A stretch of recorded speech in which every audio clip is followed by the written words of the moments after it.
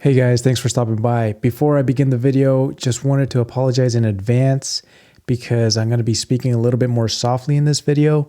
At the time of the recording, there was a baby sleeping in the adjacent room, and I just didn't want to be too loud where my voice would reverberate through the walls and potentially wake up the kiddo. So again, apologies for speaking a little bit more softly in this video. Appreciate your patience and your flexibility. So let's go ahead and get back to the video. Thanks. Oh man, oh man, oh man. So Tesla has reduced the price of its Model Y, and on top of that has announced a new Model Y variant that is very likely the 4680 model. So here we can see that Sawyer Merritt recently posted that Tesla has officially launched a new lower priced Model Y variant in the US at roughly $50,000 flat. And they've also reduced the Model Y long range and the Model Y performance down to $52,990 and $56,990 respectively. So in this video, I kind of just wanted to take a look at what the implications are here, what really might be going on. Obviously, this is just my opinion, my perspective, my point of view, so I could be completely wrong. But nevertheless, I wanted to dig in and see what the possibilities are as to why Tesla is reducing prices. So of course, the first thing that everybody's going to resort to is there being a lack of demand. It's pretty simple Econ 101 stuff where as demand decreases, by definition, your price should also decrease correspondingly. So we'll get to that in a moment. But in this video, I do want to take out two sort of overarching themes.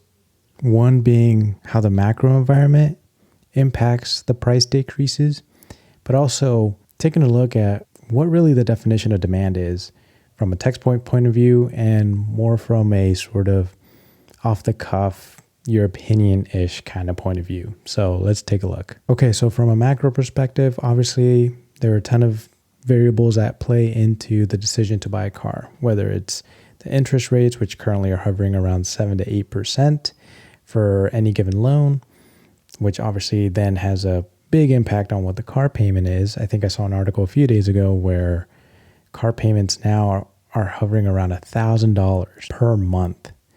And I think it's roughly 1 in 5 people who are taking out loans today for autos are hovering around that $1,000 mark. So pretty insane that we are now in an era where $1,000 monthly loans are becoming the new norm. And then of course, with the current fears of a recession deepening as we continue to fight inflation while raising interest rates, all of this adding up to potential significant job loss at some point can also have some sort of effect into Tesla's decision to want to lower prices so that more folks that might not be losing their jobs but might have lower paying jobs might be able to afford a Tesla at this point. And then of course, the growing inventory is always going to be an issue. I think as Tesla continues to scale, inventory will also kind of correspondingly grow to assure that there's a little bit of buffer there. I'm no expert in that area, but I definitely like kind of digging in and exploring what sort of impacts Tesla has regarding all these different variables. A couple things that I did want to point out is that a couple months ago, I believe, Elon had stated that depending on how deep the recession is, Tesla is willing to effectively sell their cars at zero margin. Because at this point, Tesla's goal really is to just increase production. Again, you've heard it probably thousands and hundreds of thousands of times that Tesla has a goal of achieving a 20 million unit production mark by 2030. If that means that Tesla has to lower prices significantly, even to the point of having roughly 0% margin, just so that they continue to ramp production to at some point hit that goal of 20 million by 2030, so be it. Tesla will bite the bullet and do as such. Obviously, from an investor point of view, from the street's point of view, might not be what is ideal. However, Tesla doesn't look at anything on a quarterly basis. They're thinking long-term. They're thinking on transitioning the world to sustainable energy future, to be more specific. I don't think they're overly concerned with how the financials might pan out. Obviously, we're all kind of going through this storm together. Every company is kind of dealing with its own headwinds. And so Tesla is dead set on, hey, if we have to take a hit financially so that we can continue to pump out vehicles, continue to increase production at a rate where hopefully by 2030 they can get to that 20 million unit mark, I think that's the goal. The key to highlight is Tesla still has that mark, which takes precedent over anything else, even financial to some extent, of hitting the 20 million unit mark, even if that means there's a period of time, whether it's a year, 2 years, where margins are slim to none, as long as they're continuing to increase that production. And then also another thing to remember is that Model Ys, even with this most recent discount, they are still more expensive than they were back in 2019. Okay, so the next thing I kind of want to look at is what really is demand. Now, I'm no expert by any stretch of the imagination. However, I do kind of want to look at this visually and look at what the textbook definition of demand might be, but then also what Elon kind of states demand is. So here you have your simple supply and demand curve. You may have seen this. This is, again, Econ 101 kind of stuff. So basically just highlighting how if demand used to be at this stage here, let's just say 3 months ago, and then suddenly your demand decreases, your price 1 goes to price 2, which is notably lower than what it was 3 months ago in this case. By that definition, sure, you can say that there might be a demand issue, considering, like I said earlier, all the macroeconomic issues that are happening, whether it's the interest rates being sky high, whatever it might be. I think, sure, you can kind of make a case that demand in this sense might be taking a hit.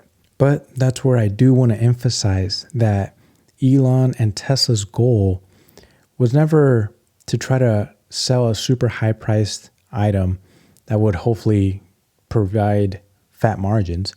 Tesla's goal really is to try to provide a compelling vehicle at a reasonable cost that will accelerate the world's transition to sustainable energy. That has always been the goal. It's never been, hey, let's try to build the next Porsche, the next Bugatti, none of that. It's to try to accelerate the world to sustainable energy. And if that means taking financial hits, Elon, Tesla, and the team, they're willing to bite that bullet if necessary. So that brings me to Elon's sort of quasi-definition of what demand is. So recently he tweeted in response to Homar's catalog, I'll link his Twitter down below, but he says that so many well-off critics don't understand that demand at scale is limited by affordability. There's plenty of demand for our products, but if the price is more money than people have, that demand is irrelevant. So aside from the textbook definition of what demand is, Elon looks at it as there are a plethora of people that would love to own our product. The problem isn't people's desire to own our product. The problem is the affordability. And so, yeah, I would say most people that I speak to, even though they might have slightly lower incomes, whether it's in the 50, 75, less than 100K-ish per year, they would love to own a Tesla. But of course, with the price of everything having shot up as much as it has today, whether it's rent, groceries, gas, whatever it might be, most of them would still love to own a Tesla. But of course, affordability just isn't there. So Tesla's goal is to provide affordability so that more folks can continue to own Teslas. And of course, that might mean significantly reducing the price so that, one, not only can more folks afford it that want it, but that ultimately translates into accelerating the world to sustainable energy, which is Tesla's mission.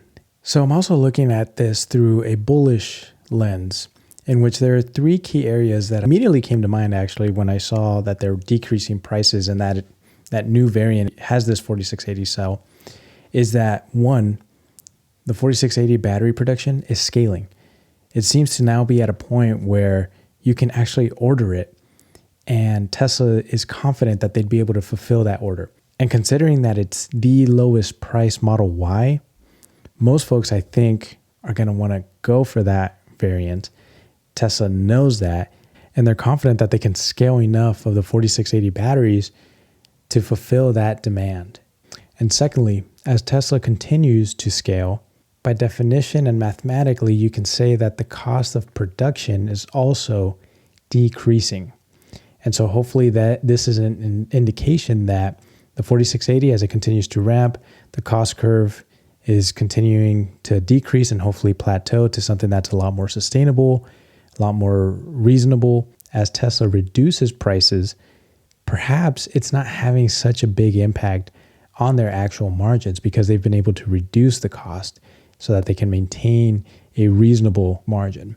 Some folks are actually speculating that as we await Q1's earnings results, some people think that we might be surprised in that margins might actually be relatively solid and flattish compared to what it was before, because of the fact that as Tesla continues to scale, particularly the 4680 battery, and then as the price of raw materials continues to decrease, hopefully the cost of goods sold is also decreasing correspondingly so that margins stay relatively steady.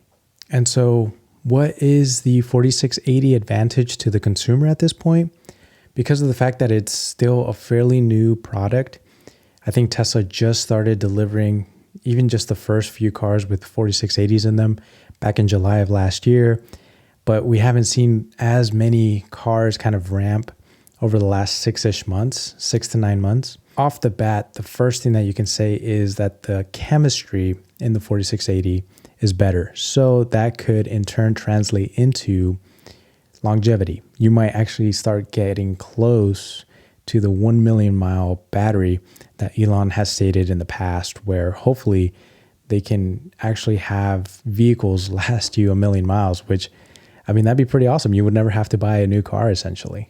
But aside from that, because it is a new product, we really don't know exactly what the solid advantages would be. Obviously, because of the chemistry, hopefully at some point there could be enough energy density to where the range will continue to improve. I think right now it's hovering around 269 mile range. I'm not 100% sure if you can actually charge it to 100%, kind of like what you can with the LFP or the lithium iron phosphate batteries. Maybe it's still at around 80% where you can charge it, unless you're going on road trips or something.